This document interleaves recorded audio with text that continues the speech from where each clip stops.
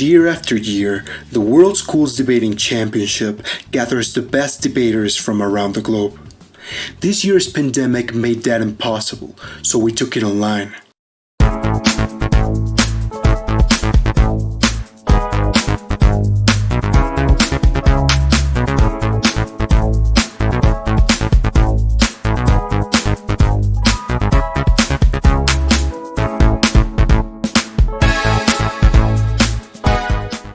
In this style of debate, there are two teams. The Proposition team, which is in favor of the motion, and the Opposition team, which is against it. Each side features 3 speakers giving 4 speeches. The first 2 speakers generally present constructive argumentation. The third primarily focuses on refutation, while the reply speaker summarizes the debate. For the prepared rounds, teams research the motions for weeks in advance. For the impromptu rounds, teams have only 1 hour to prepare after being told the motion.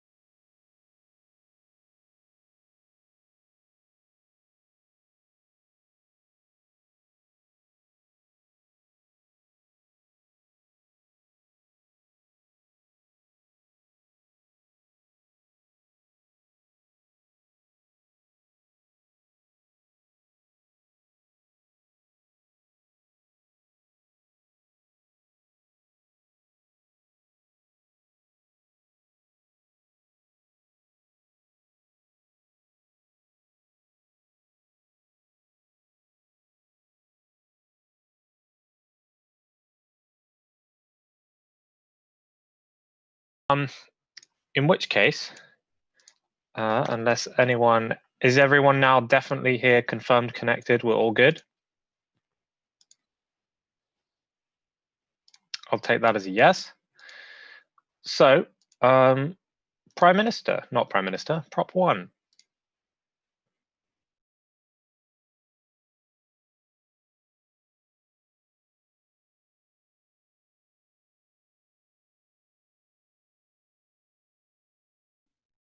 Can I be heard? Yep. Right, okay. Now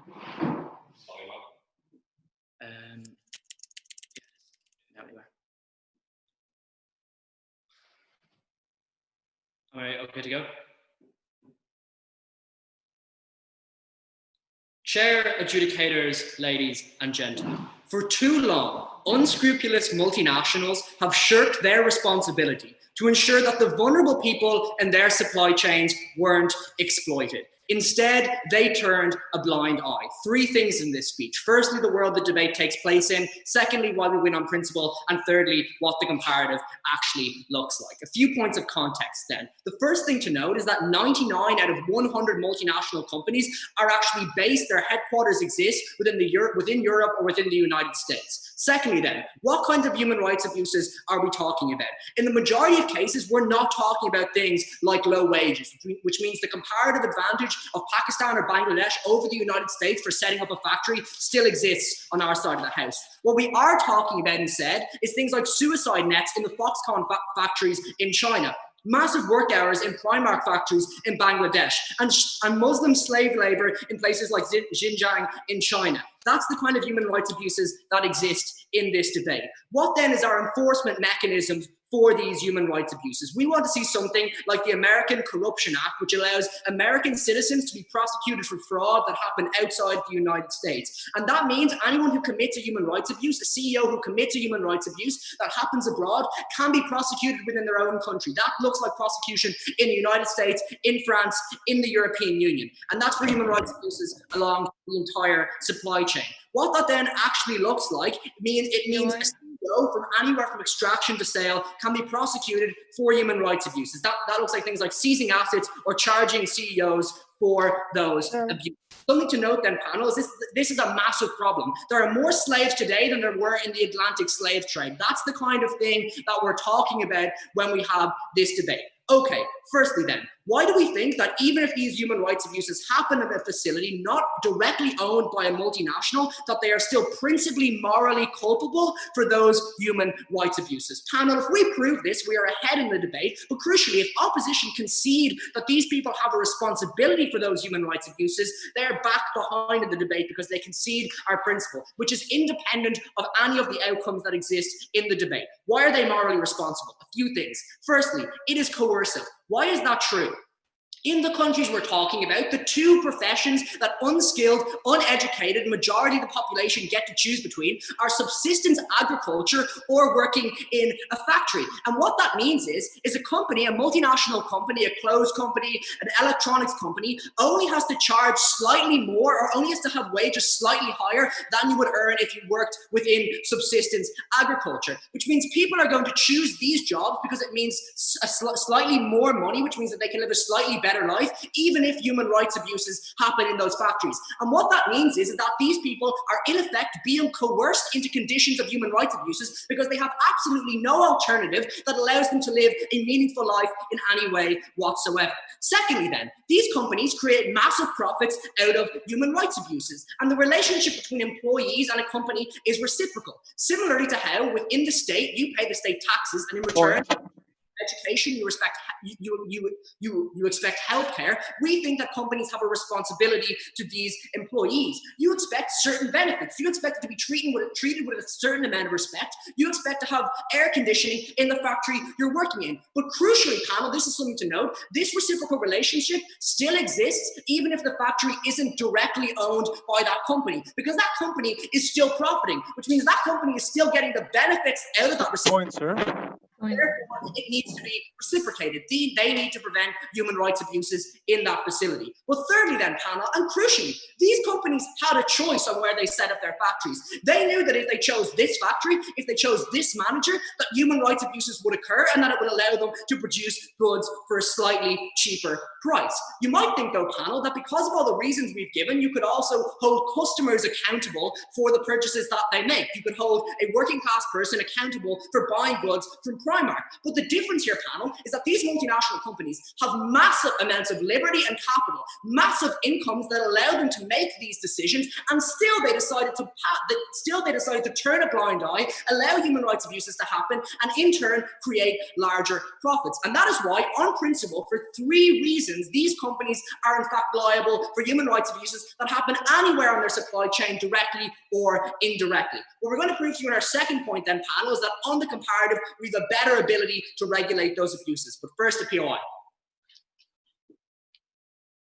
No? Okay. So what actually is the comparative in this debate? It's what we've just told you versus a couple of things. Either the comparative is that you get companies where you get countries where these factories are based to prosecute these human rights abuses. You have customers boycott these human rights abuses, or you just don't address these human rights abuses whatsoever. Why are we better? A few reasons. Firstly, countries where executives are based aren't afraid of a pullout. What that means is that the United States can impose sanctions or can arrest an executive without a fear that executive will remove the factory from that country, remove the sources of economic growth that exist in that country. Just think about it like this, panel. The Bangladeshi government is definitely afraid of in any way prosecuting CEOs because factories set up in Bangladesh by Primark are the primary source of people's income, the primary source of economic growth in a lot of cases. But because because of the way we've set up this debate, that the United States is going to prosecute people, it means that you'll be prosecuted anywhere in the world, which means there's no reason for you to leave Bangladesh and move somewhere else because you'll be prosecuted there. And what that means is that you just don't get those kind of things on their side.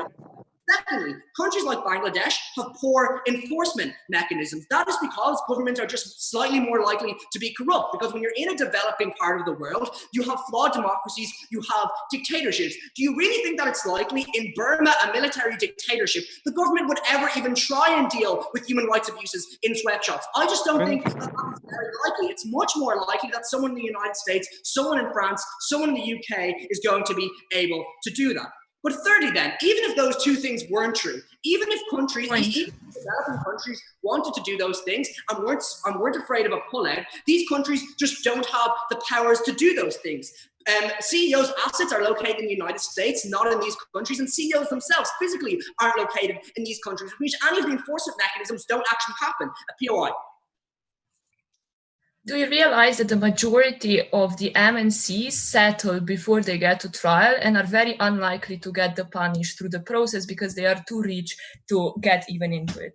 Okay, so what they just asked us is, do we have enough political capital to actually do that? The first thing is we do, because these are human rights abuses. These are things that people are absolutely abhorred by. But secondly, that's just mitigatory. At least we get some kind of change on our side of the house. They just get absolutely none because of the material I gave. So then what does our side of the house actually looks like? We are not saying that someone in Bangladesh is going to be paid as much as someone in Ireland or Slovenia. But what we are saying is that slaves get some amount of pay, that people don't commit suicide because temperatures are so warm or because they're so overworked. And what that means is that you don't have things like factory flight, because we still have competitively low wages. Prices aren't put on consumers, but realistically, a CEO just takes, you know, a $50 million bonus at the end of the year rather than a $100 million bonus at the end of the year in order to remain competitive. And we help the most vulnerable stakeholder in this debate, principally and in a very meaningful way in terms of outcomes. And because of that, we think Proposition stands.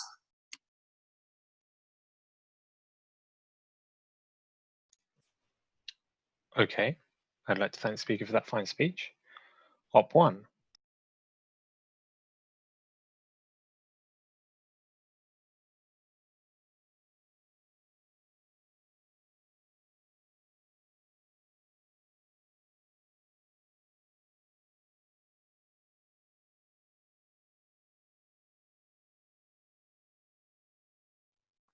Am I audible? Yes. I would just like to ask Team Ireland if they could unmute themselves and ask me for a BOI, because I cannot promise I will see it in the chat or otherwise.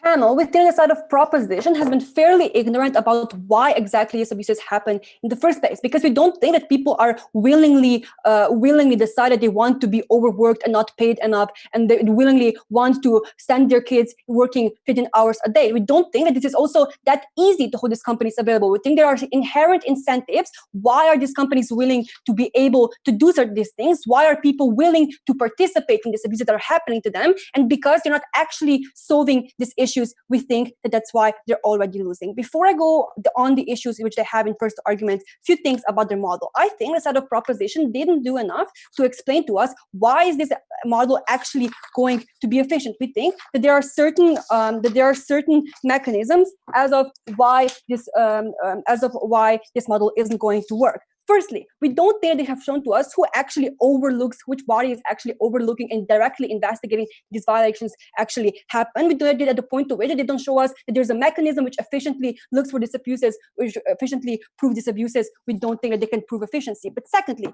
we think that governments where these abuses actually happen have an incentive to not report on them. Why? Because they directly benefit from having foreign investment in their country. Because they benefit, they don't have to offer employment to their people. Because they benefit that there's infrastructure being done in the country. That means at the point of which you're actively holding them legally responsible, you're also giving these governments actual incentives not to disclose information violations happening. Why is this important? Because at the point of which they don't prove to us that these companies will likely to be proven guilty for what they're doing, that means that they're not actually solving the issue. We think this is also problematic on a second level, because at the point of which we're talking about multinational companies which highly profit off of the cheap labor that they're exploiting, which highly profit with CEOs who have this millions, billions of money that you're making profit of. This means that they have probably very good legal background which supports them. They have very good lawyers which can defend them. We think that they have very good mechanisms to not to go on court and not and shift responsibility to something else and not themselves. We don't think that, again, the first two of their arguments actually make relevancy in this case at all, as long as they don't give us some analysis why is their model likely to be efficient.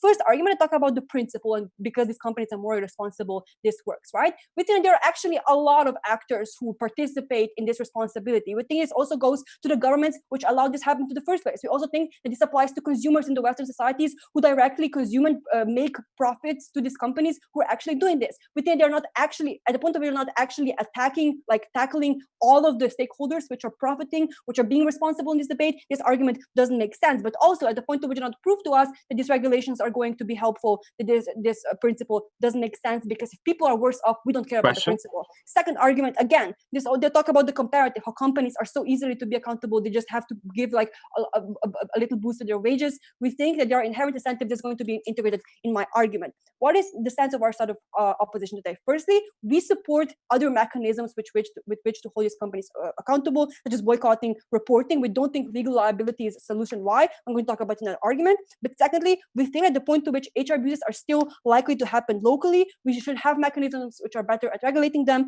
and which, like on a comparative, make better benefits for people. Again, this is going to be talking about in our case. First argument, we'll talk about how we are better, worse at regulating these companies instead of proposition. Secondly, I'm going to talk about how you create worse coercive alternatives for these people. Before I go on to that, I'll take that POI. If Amnesty International routes to the rubble at a collapsed factory in Bangladesh and sees Primark clothing, is that very easy to prove that it's the responsibility of Primark or not?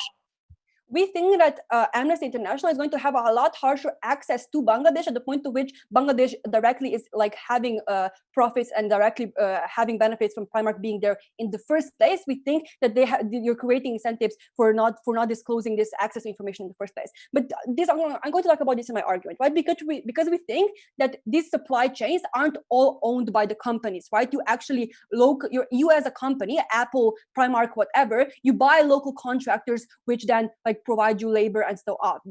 Why is this able to happen? Firstly, because there's very poor regulations in these countries, and secondly, because there's lack of successful enforcement mechanism. Why do we think this is worse instead of proposition? Because firstly, we think at the point of which most of these abuses happen regionally, locally, at the point of which they happen from these contractors which are making them, and you shift the responsibility to the multinational companies, you're actually creating less incentive to have people supporting, like creating better labor rights on the local ground. You have less pressure from international community to support trade unions there. You have less pressure from international community to pressure governments into having better regulation. Why? Because these issues are like these mechanisms are harder to push locally, and at the point of which you are shifting the blame on multinational companies, you feel like you have done your deed. You don't have to do anything else. But the problem is abuses still happen, and you're not directly solving them. But secondly, we did companies like at the point of which the fact that they have to be legally viable is contingent on the fact that they have to be caught and proven guilty. They will still likely to do these HR abuses, but they will also likely to do them secretly. They will disclose them at secret, like trade things that they don't want to disclose because it's like makes them less competitive. This means that it's going to be a lot harder to access data on this violation. It's going to be a lot harder to organize boycotts and strikes and to get international support at the point of which you don't actually know where violations are happening, why they're happening, and how to get people out of them. Second argument about how even if you're actually efficient at proving this company is guilty and efficient at proving what they're doing HR abuses, right? How you're actually creating worse alternatives for the people. We think that companies have an inherent incentive as of why they are in these countries in the first place. But at the point to which you take those incentives away, they're going to pull out. Firstly, because the fact that they can exploit cheap labor makes them a lot more competitive on the market. That's why they're in the first place. But secondly, we think that it's really hard for Apple and these companies to check every single contractor in the supply chain, to check every single contractor how he does their business, and you don't want to be liable for something that you don't know is happening in the first place. What is the impact of this? We think what is going to happen is that people aren't willingly participating in these companies and being employed there. They don't want to go to be 15 hours hours a day working for a minimum wage, but within it they have literally no other option, because either the government isn't like giving them any other alternatives for employment, or secondly, their only other option is like being involved in gangs, being involved with crime, or actually why there are so many women hired in sweatshops, because their only other option is selling their body and being involved in prostitution. But then at the point of which you give these companies incentives to pull out of these countries, you take away the only option of these people to either have like any sort of pay so that they can like don't starve, or secondly you coerce them into literally selling their bodies, into literally resorting to crime, where there's a lot less accountability for it to happen. With on a comparative, we're much better at holding these multinational companies accountable for what they're doing. Why? Because we think that we can actually like have international pressure at the point of which we have NGOs there, at the point of which we have reporting on these issues. We in these NGOs and reporting on these issues is more likely to happen at the point of which these NGOs have an incentive to go there. We think that this is going to happen when people, when they're able to make better awareness in the Western world, where people in the Western world actually feel responsible for what they're doing. We think at the point of which these countries are pulling out, people in the Western societies are less likely to care that the fact that they're buying from Primark means that they're participating in this exploitive company and their business mechanisms. Thus, you're less likely to get reporting, you're less likely to get Western societies actually involved in what's going on, and you're actually less likely to get like capital for these NGOs, you're less likely to get people to be involved in the first place. What is the takeaway of my speech? Firstly, within the proposition is not efficiently solving abuses at the point to which it's very harder to regulate them, because you give direct incentives to all governments and companies at the same time to disclose information that violations are happening. Secondly, you're forcing people into worse situations. We don't think they're stupid. They literally have no other option but to work there. We're so happy to be inside of opposition.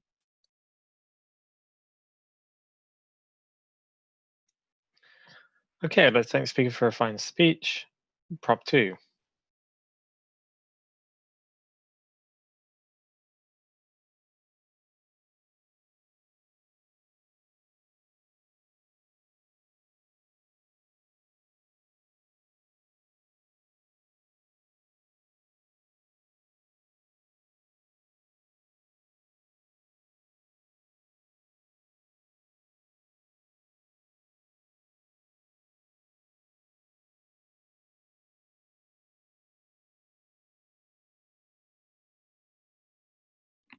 Can I be heard? Yep.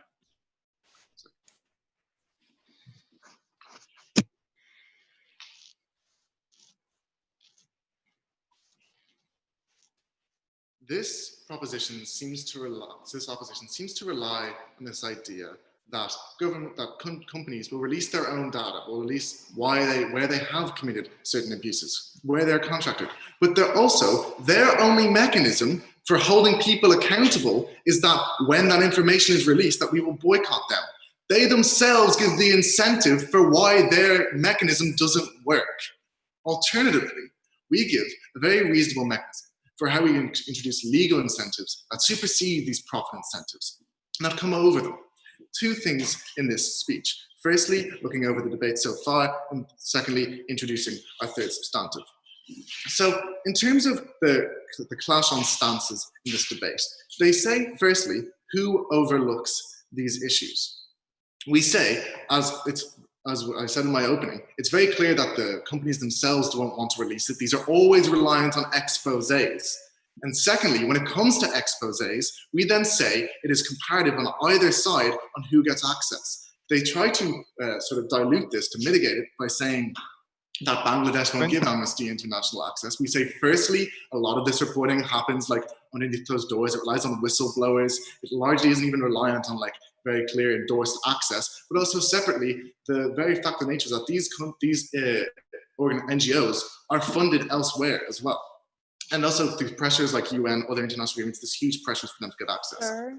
Separately, they talk about like the foreign direct investment incentive. We say they're not being held accountable in Bangladesh, they're being held accountable in the countries which they're registered in, whether that be America, Holland, Luxembourg. So that falls out of the debate, it's not relevant. Separately, on this burden of proof, we say it's quite clear. If you see a collapsed factory, you're expecting those ruins, and there are Primark tags on the clothes, that is very clear proof. When there are clear tracing of accounts for who funded who, we say that is very clear proof. All this needs is audits, and all audits needs is for these people to be able to be held liable. So then, on the principle itself, they largely don't give a real response. They just say, in that case, it would apply to consumers as well. We think, first of all, they need to give an actual response for why in a principled matter these companies aren't liable, but also we'll answer them, we'll do their job for them, at least on the consumer's part, where we say they largely don't have the same access to capital. They don't have the capacity to choose where they shop in the same way that the people who are in control of the most capital, the owners, the CEOs, and these companies themselves, they have far more choice. They're the people who have that power in that imbalance. This is the very reason why boycotting doesn't work. Because at best it will last a little while, but in the end of the day, people living their everyday lives don't have the same capacity to boycott, to choose where they can shop. Separately then, on the comparative, their main thrust here is that we remove profit incentives to exploit cheap labor and so on. We tell you, first of all, we've made it very clear in this debate that we don't have to prove that we get rid of cheap labor. In fact, we think we probably won't. This is only human rights abuses. That is the scope of this debate. They can't squirrel this into another debate about general foreign direct investment. We would also say that, yes, there is probably sir. Of course. No, thank you. But, as we'll be touching on, that profit is still balanced out by new profit incentives which we are introducing. So, where are we at in this debate? We see our stance is still standing. We see the principle is yet to be addressed and is still standing. And we see, comparatively speaking, the harms which they are trying to introduce in that second point aren't even in the scope of this debate because of our stance and the way we have set it up. Sir. Adjacent to human rights abuses, they need to have the debate that we were given. Sure. They ignore Emma's analysis where she tells you that because there are human rights abuses, that's why we have cheap labor there. They have to engage with the reality, not talk, we are not cutting wages there. You can pay someone relatively cheap in comparison, say, as you would be paid in America, pay them cheaply in, say, Bangladesh or China per se, but that doesn't mean you don't have to pay them anything at all. It doesn't mean you have to completely toss aside safety guarantees in your factory. It doesn't mean you have to not care about heat, not care about basic working conditions, which go past the point of profit incentives and go to the point of human rights abuses. That's what this debate is about. All right, so on the way we then tackle these perverse incentives, our third substantive. The thesis here is that on our side of the house, we finally shift the harmful incentives that exist in status quo for these companies. What does this look like? We say, firstly, it looks like the primary incentive being profit. Their only concern is the price. Which subcontractor can offer me the best deal? This, in doing so, this actually incentivizes you to go to the worst actors, the ones that employ slave labor so they don't even have to do exploitative wages, the ones that don't care about infrastructure at all. They set up poorly built factories and buildings. They don't care about these safety guarantees because they can get a slightly cheaper buyout on your contracts. Secondly, it looks like subcontracting incentives, because in status quo, these companies are liable for the things which are involved in their vertical ownership. In this sense, they have an actual incentive to put out contracts elsewhere so they can avoid liability. They don't have any responsibility over it. They don't have any ownership of that process. Thirdly, it looks like pursuing blissful ignorance. The fact is, the less you know, the better. If you know more, if you've looked into it, not only is that for your own sake, as the person in charge of the investment, do you probably feel horrible and it's better for you to pursue blissful ignorance? We would also say that the mechanism which they bring you is another reason here. The very fact that when you rely on whistleblowers in your own company, you want for there to be as little information as possible in that sense. So how then do we shift all these perverse incentives? Well, firstly, we point out that now you're liable regardless. Subcontracting is no longer an excuse. Point. No, thank you. Secondly, we have a need to ensure oversight. Now, blissful ignorance is no longer blissful. In fact, it is dangerous. You have a right to be skeptical at each and every moment because you know you can be held liable. We completely remove this incentive. And then, no, thank you. And then on the profit incentives, how we shift them. Firstly, we would say we absolutely supersede them. when that company doesn't want to be fined massively, or the CEO doesn't want to be jailed, we feel like that largely supersedes certain profit incentives. But also, even if you ignore that, we say the profit incentives are very clear comparatively. Either you can invest a little bit more, ensure basic factory building, ensure you are actually at least somewhat paying, ensure you're not employing slave labor, versus the possibility of huge fines. Not only that, but exacerbated PR nightmares. They want to talk about boycotting. In fact, that is more effective on our side of the house, even if it is applicable. This is because when a normal expose happens, it is below in the past, it goes by in the news cycle. When that company is then held liable, when they're asked to testify in court, that is hugely sensationalized further, first of all, so it gets more coverage. But secondly, it stays in the news cycle for longer. So even if we ignore everything else, we're better at their own mechanism. This looks like when Mark Zuckerberg testified before Facebook, despite the fact that multiple whistleblowers had come out, it was then, not during those exposés, where Facebook's usage took a hit. So, because we no longer incentivize the funding of human rights abuses, because we ensure that these people are held accountable, and because we provide a comparatively better world, Team Ireland has never been happier to propose. I'd like to thank the speaker for that fine speech.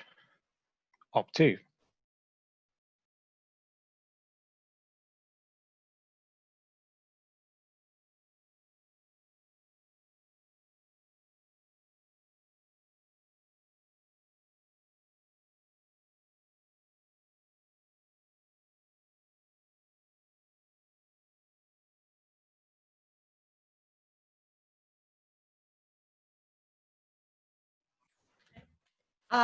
Can you hear me? Yes. I would just like to ask you that all POIs are audible and not just gestures.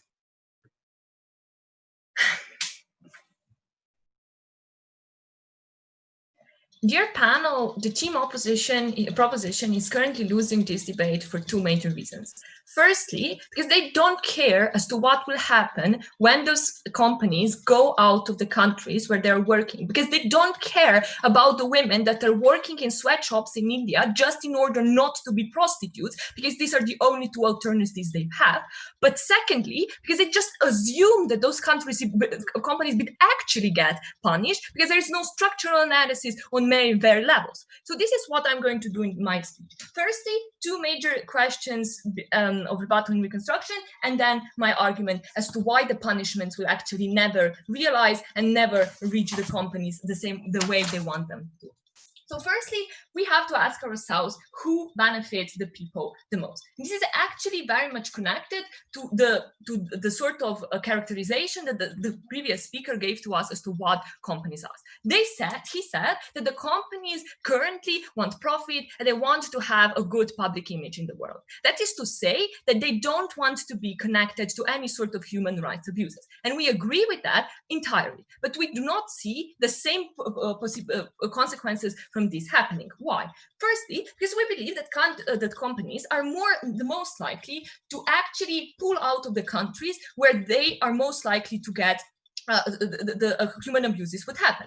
Why? Because it is very hard, for example, in Congo to have human rights abuses to be fulfilled, because there is very little transparency in this country. It's very hard to know what actually is happening in these businesses. Secondly, because you have the whole procedure is sometimes a business secret, which means that you as an Apple buying chips from a Congo company cannot really know what was happening in there. And because of that, you are likely to pull out of there. So if you do so, what we get is the fact that now you have workers that are losing their money, right? Because you don't want to have the world to know they are connected to these companies. Or secondly, let's say that the problem is with the fact that you actually want to have as much profit as possible, which was the second characteristic that the op gave to us, right? They said you want to have as much profit as possible. That's why you're actually on this side of the world, let's say in Africa. So the point of which it is impossible for you to have cheap labor, because the prerequisite for cheap labor is the fact that you don't have a ventilator, no thank you, a ventilator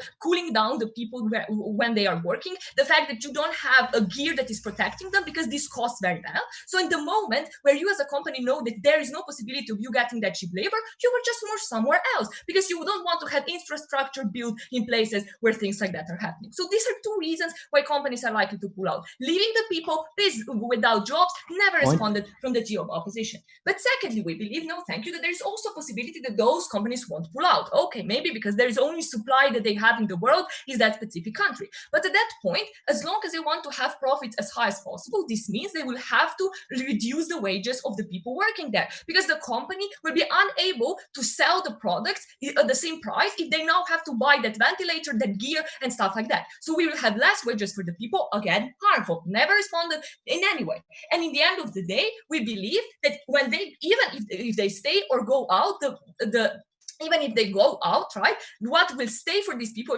even they don't go out of the jobs, they will still be in those countries that have bad human rights abuse record, which means that they will be employed by companies that will abuse them as well as they did before. So there was no possibility of them to proving us that they're actually helping the people, why we are actually winning the debate, even in this point. Now, secondly, about the prospects of actually any changes happening in the future. Never responded from the side proposition again. We told to you that it is much more possible to get a change on a local level than it is when you are actually taking accountable a great company. Why? Because you can have boycott of people taking those companies accountable, but to the point at which people are told that it is actually Apple that is far away over the sea that is accountable for their actions, they're not likely to boycott as much as they are currently. But more importantly, as long as you have an app, someone who is going to have a contract with Apple, for example, in Congo, it is much more likely that you have an NGO going there and looking whether the process there is actually fair or not, than you have in the possibility where this Apple is actually not there and there is just some random companies no one knows about. So we have both the possibility of a better change, no thank you, and we have better it for the people. Before I ask let you give me the POI, just another point about the principle. They actually said that those companies have to be taken account because they're responsible for what they did. But now let us answer us a simple question in their further speech. Is a consumer responsible for buying clothes, me responsible for buying jeans from Zara, despite the fact that I know that it is abusing the people and that there is child abuse in that process? Am I responsible for buying it? So if I am not, and I believe that that's what you believe, then also some very corporations shouldn't be, because it is also just buying some parts from different companies, making them into one big entity. Now the POI before I move on to the... Your second point talks about a pullout. Where am I pulling out to? We can't all go to the Congo. Like, am I moving all of my factories out of Bangladesh into the jungle? This is insane. Can you repeat that? I didn't understand. Surely no matter where I go, I'm also going to face the same pressures to not abuse human rights. You say that they're just going to locate out to the Congo and you don't know what's going on there. Am I going to move out all of my factories in Bangladesh into the jungle? That's insane. Well, I mean, I actually don't understand the question, but even what I understand is that you have like companies all over the world, and they are exploiting the workforce. That they have some sort of legislation, and they have the capability of hiding it, because if you are a government that your whole GDP is dependent on exporting some sort of goods, you have a great incentive to hide the fact that you are exporting goods, if that was the question. Now, moving on to my argument that is actually tackling the question if we are actually going to get these companies punished. We believe that this is very unlikely on our side for three major reasons. Firstly, you have to realize that human rights are a very vague term. This means that in Congo, the same legislation for what is considered abusive hard work or child labor, stuff like that, is not the same in the country where Apple has its headquarters. That is to say that they should never explain to us how does that work if something that is considered to be abusive in the United States, no thank you, but is not considered abusive in Congo, how are they going to prosecute the company that was connected, the Apple that was connected suspected this company that was supposed to be abusive in this regard. So there is this clarification that can help the companies such as Apple not to get punished on the trial that would begin, for example, in the United States. But secondly, you have to realize that it is very hard to prove guilt for these companies for the reasons that I've already explained. Firstly, because it is very hard for an Apple to know everything what is happening in all the companies that they are buying certain parts of their telephone from. You cannot know that because they hide it as a business secret, or simply because the transparency in these countries is very bad, right? So these are reasons why culpability of someone on the court, someone as an Apple CEO, is very likely to be dropped and he won't be punished. But thirdly, you have to realize that CEOs are so extremely rich that they are very much capable of settling before they even go to trial. They're very capable of bribing the witnesses, the police, the NGOs, whoever is going to overlook over this. And this is why they are very unlikely to be punished. But the comparative that we give in this debate is that we are, on the other hand, able to punish these people in their country, because mind, they are saying that there are no judicial systems in India. What? I mean, that's not true. Judicial systems in India are very much functional, and they're very much able to prosecute people there. And because we can have all these boycotts and NGOs that are more likely to happen on our side. So the takeaway of this argument is that we are more likely to take the perpetrators accountable, punish them, and actually help the people that are being exploited there.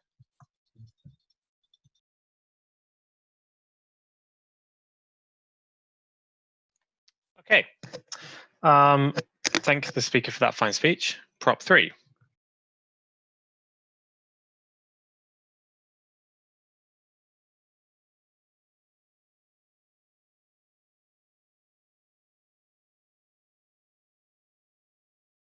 Can I be heard clearly? Yeah, okay. Yep. Chair, adjudicators, ladies and gentlemen, how do I cover up a factory collapse? How do I cover up the fact that Primark clothing was found in the rubble? How do I hide the fact that child workers are walking into a factory? How do I hide the fact that there are visible suicide nets on the roofs of iPhone factories throughout China? They say they'll go to the Congo, they'll go to somewhere where they will hide these abuses. I ask them how. At that point, they lose this debate. I'm going to be answering 3 questions in this speech. Firstly, on the moral culpabilities question. Secondly, we talk about enforcement mechanisms. And lastly, I'm going to be talking about the incentives for human rights abuses and how they stack them up higher. On to this first question, right, about moral culpability. I'd like to note here, panel, that this was irrespective of outcomes. This was a moral question. The motion asks us if they are liable. This first point was proving to you that they are such, and the point at which it's not contested, they lose this debate. But I'm going to be revealing some of the insignificant rebuttal that we got from them 4 responses, right? Firstly, they say the standards are different everywhere. Note that these are multinational entities. The fact that they're located in the United States, the fact that they're employing child soldiers in Africa still means they are liable for those human rights abuses because the government of the United States recognizes that abuse. Secondly, they say, well, how are we going to find out like the human rights abuses? Note that this is silly, right? Their second point relies on them discovering these human rights abuses too. These local governments rely on these human rights abuses being discovered. No, panel, I told you in my intro. These things are quite difficult to cover up. You can look online at the horrible conditions in these factories. There's photo evidence. There are whistleblowers. There are factories collapsing. I don't get at the point at which do they like come in the morning really early before anyone can get outside and like sweep away the rubble and all the Primark clothes. I don't really see how they cover it up at that point. Thirdly, right, we note that surely it exists for them too, this incentive to cover up these things. They say, oh, well, you know, you're going to go to somewhere else that these things aren't going to be found. Surely that incentive also exists because of bad publicity, right? They talk about, oh, we'll expose these human rights abuses due to local investigation. Primark doesn't want their branding being damaged. I'd say at the level at which you either have bad publicity or you have like bad human rights abuses, I don't think their second mechanism works at all because there's an incentive. But no, I don't think they are. I'll explain that in my second question. But let's attack them on this principal claim, right? Firstly, and 3 of these things did not get responded to at all. Firstly, we tell you it's coercive. At the point at which I either have the choice of going into literally slave labor, which 40 million people around the world work in, or I can starve on a subsistence farm, that is coercive, and those companies have a moral responsibility to ensure that those people are looked after. Secondly, right, we tell you that there is there's money involved, that these individuals, right, their only response here is, I'm a consumer, should I be held responsible? No, because we don't want you to have no clothes on your back if you're a working class person, right? The comparative is that these are multinational corporations with billions of dollars. They could have made the choice to go somewhere else. Therefore, they are morally liable, and there was no response to that. Thirdly, we tell you that there's a reciprocal relationship between a company and their employee. This is contended with. At the point at which I'm employing someone and profiting off of their labor, I have certain rights and responsibilities that I owe those people. I shouldn't be employing children. I shouldn't be forcing slaves into my supply chain. They want to act as if this is just like, oh, my factory's a little hot. We're talking about slavery. At the point at which an Apple CEO relies on slaves in a Congolese mine, they should be responsible. At this point, right, we win the debate. We've proved that they are morally culpable, and that is how we set up this debate, and they haven't disputed or discharged this moral burden. But let's move on to the second question, right, about a regulatory mechanism. There's a number of responses, a rebuild I need to do here, right? Firstly, they say that this is going to cause a pullout, and these poor people are not going to have any jobs. Where am I pulling out to? This is a global debate. At the point at which I'm in the Congo or I'm in India, I'm still going to be charged by the European Union. I'm still going to be charged by the UK or the United States. They simply say it's hard to cover up. I've already disproved this. But let's take it a bit further, right? Even if I wanted to move out, I have a lot of assets in these countries. I have supply chains. These things take decades to build. I simply can't just move a factory to another country just because I've been charged by people. Thirdly, right? When it comes to wages, this is their strongest response on this, right? When they say, oh, when you have to have regulatory mechanisms, wages are going to plummet. Note that this is an argument to not have any kind of labor regulation at all at the point at which it would stagnate wages. There's a clear tension here, right? At the point at which they stand for things like local reporting and local governance, this means this wages argument falls out of the debate because obviously those would cause for wages to be lowered anyway. But note that they still are going to have a job. They still are going to have those things because at the end of the day, the point at which those wages are lower than those subsistence farms, I'll just go back to the subsistence farms and not work at that factory, right? So there is a floor to this. Even at their worst, there's a limited amount of damage that these companies can do. But we tell you a number of things that go unresponded to, right? Firstly, we talk about your capacity to enforce these regulatory mechanisms. They simply say courts exist in India. But note you don't have media blackouts like you do in India when there's an issue at the Pakistani border, like you would in the United States. You don't have literal internet censorship. You don't have the levels of transparency that can exist in these Western liberal democracies in the courts that we're talking about. We're also not just talking about India. We're talking about the Congo. We're talking about failed states without these kind of strict institutions that they're talking about, a very glib response to that mechanism. Secondly, we tell you about geographic proximity, and this literally was never mentioned in any of their speeches. We tell you at the point at which these companies and their assets are located inside your country, their wealth, their CEOs, you are able to arrest them. You are able to seize those assets. The Bangladeshi government can never hit Apple the same way that the United States government can, and they never respond to it. Thirdly, we tell you, right, that when it comes to the risk of pullout, let's weigh these things up, right? At the end of the day, am I going to move all of my supply chains? Am I going to move all of this infrastructure to another country who's going to hide it? Or am I going to keep in the same country? Am I going to take that small hit of my profits because it's still comparatively better for me to be located in that country than to be located in the developed world? At the point at which this policy is applied across the developing world, I don't really know where they are escaping to. They will always have a comparative advantage when it comes to profit because they can pay those people less wages. What this looks like, right, in very visceral terms, is yes, you still have low wages, but on our side of the house, you don't have suicide nets. You don't have literal slaves working in those supply chains. You don't have child laborers. You don't have factories being so hot that I want to throw myself off the building. They never responded to it. I'll take a POI. How are you making less slaves to the point to which you never prove to us when these companies will be punished? And if they will be punished, why would they stop exploiting? And if they go out, why would this stop? I get it, right? You're saying, like, we haven't proved that these people are going to be punished. But we already did prove this to you, right? This is largely mitigatory material. At least we can charge them with these things. They can't cover these things up due to the ease of prosecution that I've talked about. But even if they can, right, do we want to have a system in which these people are not legally liable to the point at which they have zero chilling effect? They don't have to cover up these things. They will never be charged. That is the comparative on their side of the house. Maybe it's difficult on ours, but you never come after those people, which leads me on to the third question, which is very important, our third point, which was never responded to, which is the real comparative of this debate, right, is that Tim Cook has zero legal liability to locating mines in the Congo where they use child slaves. At the point at which a company CEO knows that it will be more profitable for me to locate my factory in a place that has slaves, and I will never be held liable for that action, that is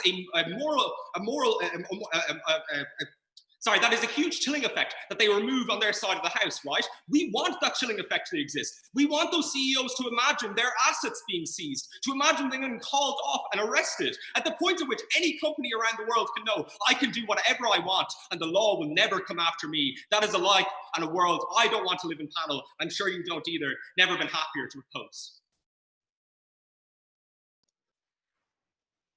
I'd like to thank the speaker for that fine speech. Op 3. Am I audible, panel? Yes. Cool, thanks. I just wanted to make, Wait 1 sec, I'm just going to get this stopwatch working again. I don't know why it stopped. Cool, no problem.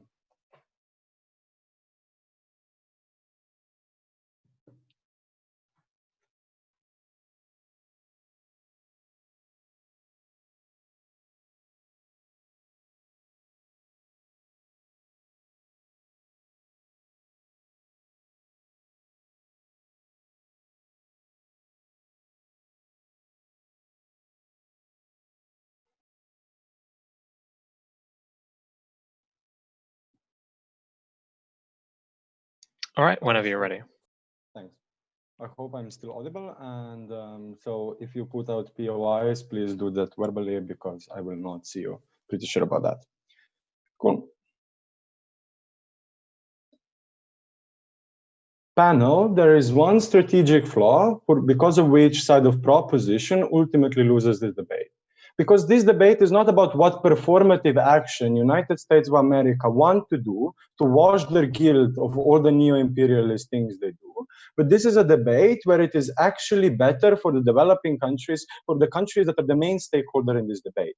And when they fail to give us any proper analysis on this clash up until third proposition, we already think they concede to the fact that they are not really engaging with this stakeholder. Because we on side of opposition don't want failed states, as third prop called them, to continue to be failed states. We want change there. We want to make them strong enough to actually fight back. 3 clashes in my speech. Firstly, on which side do we get more practical benefits? Secondly, on the efficiency of propositions model. Lastly, on principle. So firstly, on the practicalities. First question, on which side of the house does actually get change in the developing countries? Which side does actually get change where it matters? We tell you that the side of proposition is harming our fighting for change on 2 layers. Firstly, because abuses happen on a local level, and we believe that when they shift responsibility to multinational companies, the governments and local businessmen, who are the ones actually forcing women to work over hours, who are the ones actually having slaves, as they call them, right? Those are the people who are actually doing all of those things. We are fine with holding them responsible, but when you hold MNCs responsible, you're shifting the responsibility away from them. Analysis brought to you by EMA in first opposition never dealt with. We tell you 2 mechanisms here. Firstly, because you have international pressure from organizations like International Labor Organization that is actually able to tell you, guys, you have to do shit. It's not only the problem of multinational companies that are there. Second of all, Emma talks to you how we are more likely to get boycotts on our side of the house when you don't seek only the companies responsible, but you actually care about the supply line, right? We want the supply line to get better. This is not possible on proposition. Second of all, we tell you that that there is a possibility of continuation of HR abuses, only that companies will even try harder, to not disclose them. We do not talk here, as they strawman us, about how we are, companies disclosing information publicly. We are talking here about exposés, because suddenly, right now, Primark is apparently displaying, the title Primark over their factories in the developing countries, something that we think is unlikely to happen on their side of the house. Why is this harmful? Because you cannot boycott stuff if you don't know that abuses happen in the first place. This is the problem of the side of proposition. because they don't have as much as exposés, because they're not able to gather so much attention. Look, and even if we take them at their best, when they talk about this duration of media outrage over, we think we have enough of media outrage in the status quo. Just the focus they're putting on is false. We want to focus on the developing countries, right? And this is why we are ultimately winning the debate, because we are changing the situation in the developing countries, where we are actually able to pressure them into making better commitments for the labor force. No, thank you. Secondly, let's engage with the question where it is actually better for the people. Look, the third proposition comes out here and says no country ever actually fears about, pulling out because it's not really that much of a cost difference. First of all, this is contradicting their first proposition speaker, who literally talks how Bangladesh is being influenced by companies who are able to say, we will pull out of your country if you don't give us what we want. Second of all, we actually think there is a very real incentive for companies to pull out of those countries. Why is this so? Because comparative advantage of countries in question, like Congo, is exactly the human rights violation. Child labor, sadly, the reality is child labor is the advantage of many of those countries. The fact that women there work 12 hours a day instead of 24 hours a day is the competitive advantage of those countries. Why is that a problem then when you actually lose this competitive advantage? Because the companies don't invest in those countries anymore, but they rather invest in countries like Romania, in countries like Slovenia, that still have cheap labor force, but don't have it, but still have higher quality of its work. When those countries lose the competitive advantage, what does actually happen? Firstly, people don't have income they have on our side of the house. We believe that this is a harm enough. No one should starve no persons should starve simply because we want to make some performative principled actions in order to solve our guilt. Right? However, second of all, we tell you that many people are then pushed into worse comparative. They're pushed into selling their bodies in order to make some money, in order to provide for their children. At the end of the day, panel, that's why we are willing to trade off certain harms on our side of the house against those people. Why is this so? Because we think more people benefit from those exploitative practices in the developing world that are people who are harmed by that to the extent that proposition claims they are. Because, suicide nets are not there for every single worker, but they're for those few who do try to kill themselves in those situations. I'm really sorry that I have to say that, but we think it's better that 90,000 people benefit in exchange for 1,000 deaths. And this is the comparative they have failed to engage, because this is what this debate was about. No, thank you. Secondly, on the efficiency of propositions model. Look, all of the benefits have till now been taken at their best. Because if they don't prove to you that they're actually able to find guilty those companies, right, they have no benefits on their side of the house, while all of the harms stay because companies are still afraid, are still pushing more human rights abuses, are still hiding them. So why don't they actually have any of those things? This is Jana's argument, never directly engaged from the side of proposition. She tells you because human rights are so vague, we don't really know what they're prosecuting in multiple situations. They themselves don't really know that because they say they are not prosecuting low wages, but they're prosecuting long working hours that allow this competitive advantage to those companies. Second of all, we tell you because it's hard to prove guilt. It's hard to prove, I will take in a second, it's hard to prove guilt to those companies because of all of the things they have, from expensive lawyers to all other things. Yes, I will take the PR. You say you're willing to stand over child labor because you don't want those people to pull out of those companies, but you also stand for boycotting. You need to choose one case, right? To the point at which you boycott these companies effectively, they will also pull out. Which case do you stand for? Can't be both true at the same time. Cool. We think that when you pressure local governments, you're more likely to actually get the benefits we're talking about without the harms of proposition. Why is this so? Very simple. Because when you actually change the government there with slow movements, with pressure from international community, rather than from prosecuting MNCs, you're changing the legislation in the countries in question, you're improving their enforcement mechanisms. At this point, we believe it's less likely for all of those companies to be able to avoid those enforcement mechanisms, because if you have more inspectors, it's harder for Primark to get away with those things. That's why we don't believe that this is such a big harm for those companies, because they don't have in this situation anywhere to go, while the costs stay considerably lower than a proposition. Lastly, we are telling you that lastly about the principle.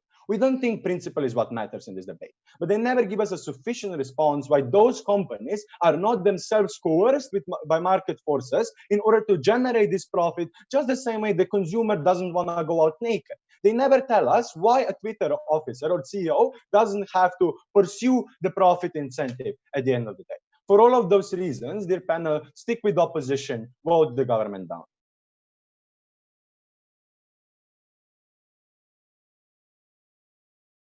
Okay, I'd like to thank the speaker for that fine speech. Hot reply.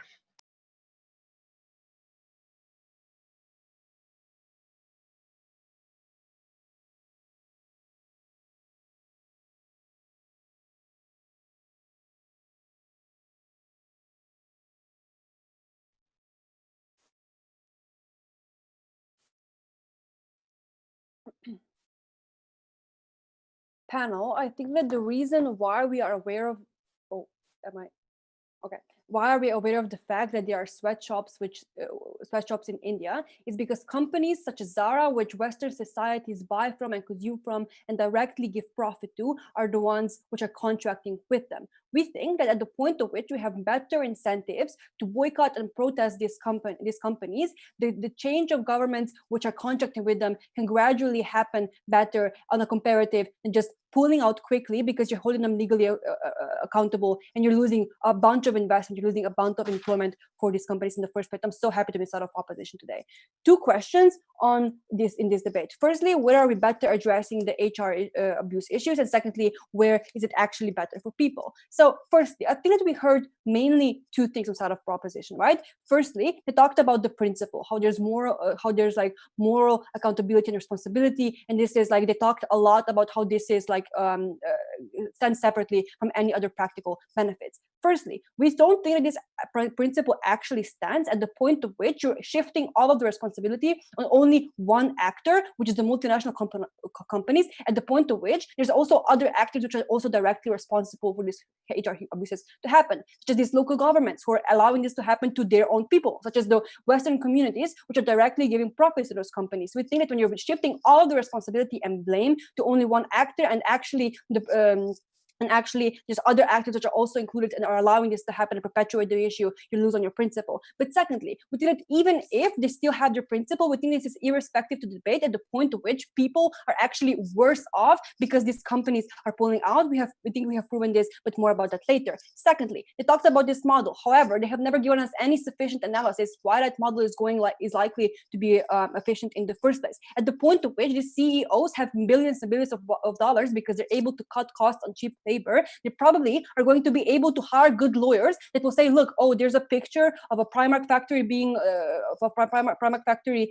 like having child labor. I think these people are likely to bully witnesses and things like that because they have better ways to defend themselves. But secondly, we think these regulations aren't likely going to work at the point to which you're giving direct incentives to these governments where these things happen and to companies to hide that this happens in the first place. We think that like these local governments are allowing this to happen because they benefit from the fact that the companies are giving them foreign investment and building infrastructure. Thus, they're unlikely to give visas to foreigners, whistleblowers, and news reporters because they don't want this to come out in the first place. They don't want these pictures to come out in the first place. Secondly, these governments are we also have shown to you why are these companies going to pull out at the point of which holding them legally viable, because the fact that they have to build infrastructure there, the fact that they have to build factories there, this only pays off at the point to which you're paying people the cheapest amount of labor as possible. At the point to which you're not able to do that anymore, this structural incentives why they are there in the first place are not going to be enough for them to stay there. Thus, you're cutting people off. So this comes to our second question, right? The sort of proposition conveniently ignored. These people are going to be worse off on the other side of the house. Why? Because you're giving, on a comparative, you're giving these companies, which are actually giving some income to these people who are working for them, who are actually building infrastructure for their countries, right? You're forcing them to either go to crime, starve, or prostitute themselves. We think that at the point of which these companies now still have to pay the same amount of wages they do in Romania or Slovenia and still have to build factories in Bangladesh or Congo, they're likely to go to other countries where they don't have to do that, right? That means that at the point of which these people have no other options, they're going to have to sell their body to worse extent. So we think boycotting is at the end of the day better because it has gradual change than actually pulling out in the first place. But But secondly, we also talked about how there's better international awareness at the point to which NGOs are going to be able to go into these countries when people, like from master communities, are going to care about the fact that Zara is benefiting from sweatshops and they're buying from Zara themselves. We think that this is when we actually get better international awareness. We think we have been very consistent on that. I'm so happy to be a set of up.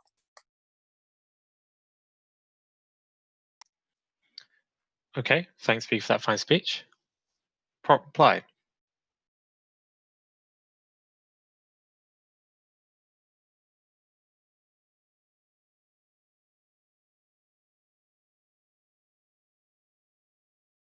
Can I be heard? Right. Thank you.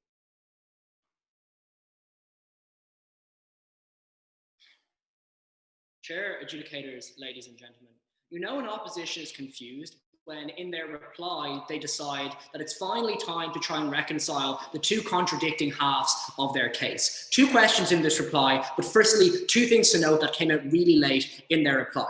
Firstly, that we are placing all of the responsibility on the foreign parts of these companies and then not placing responsibility in localized areas. That was never true. We never said that you couldn't actually do both, that you couldn't place responsibility on a factory owner in Bangladesh, but also on Tim Cook in the United States. That was never part of our case. Secondly, on their comparative about how, or on their contradiction about how they stopped pulling out, or how they stopped factories pulling out of these countries, what they effectively told you was that people protest, and because governments change, companies then change also. But just something to note about this is that we never said companies and governments were the same thing. We said realistically that when a company sees a government changing, that company is going to pull out, and then the two contradicting halves of their case still remain. They still have pull out on their side of the house. Two questions then in this reply. Firstly, who wins on principle? And secondly, who wins on outcomes? On principle, we gave you three reasons, and this is a principled debate, why companies in fact have responsibility for human rights abuses on all parts of their supply chain. We told you it was coercive.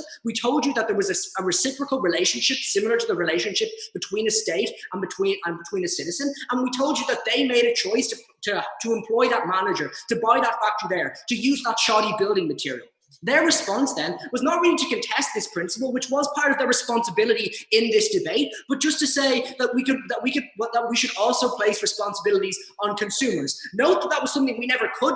Note that was something that we could also do. But what we told you was that consumers don't have the kinds of capital that companies have, and therefore this responsibility is wholly on these companies to do so. Consumers can't do this, but also if they try to do something like this, it would just be extremely ineffective. And what that meant for the debate then was because we won on principle, we were ahead when it came to outcomes, because the principle was always part of this debate. But then more importantly, because this was the only grounds they really wanted to engage us on, who actually stopped these human rights abuses? Our contention in this debate was actually very, very simple, that companies can be prosecuted wherever they locate for human rights abuses, and because of that, they can pull out and they still get prosecuted for those human rights abuses. But they had a few responses to this. The first was a very confused one, that they could just pull out anyway. But we constantly reminded you throughout our case that if a company pulls out from Bangladesh and moves to the Congo, they can still be prosecuted for their crimes in the Congo because they're prosecuted in the United States where they are located. But secondly, even if that wasn't true, we told you in our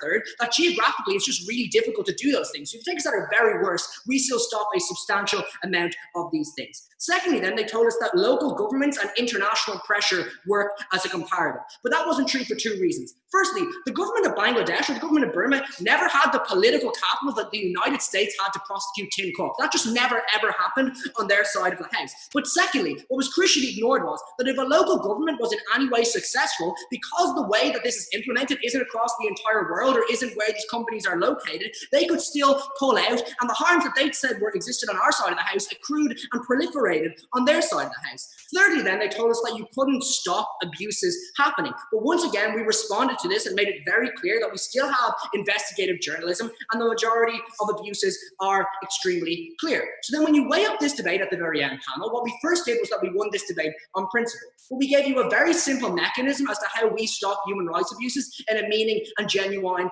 way. Their actual mechanism for doing this really only came out in the reply, and it was very clear that it didn't work. So not only do we win on principle, we actually allow people to live meaningful lives, not as subsistence farmers, but as decently well-paid workers in actual livable conditions. And because we protected those people in this debate, I think it was very clear at the end that Proposition took this. Okay, I'd like to thank the speaker for that fine speech. Indeed, everyone for a great debate. I will now ask for help, and we will be back in the not too distant future with a result and feedback. Thank you again for an excellent debate. Thank you, Slovenia, for a great debate. Really good. Yeah, thanks to you guys. Thank you, likewise. Thank you.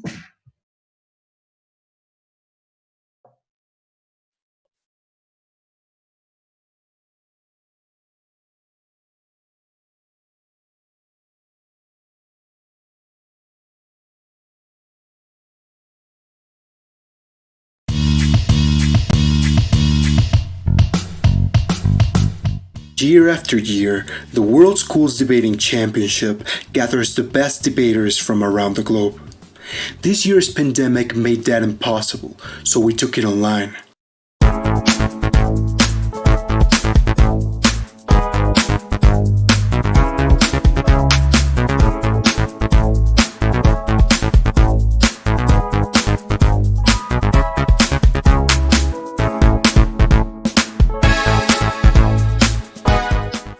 In this style of debate, there are two teams.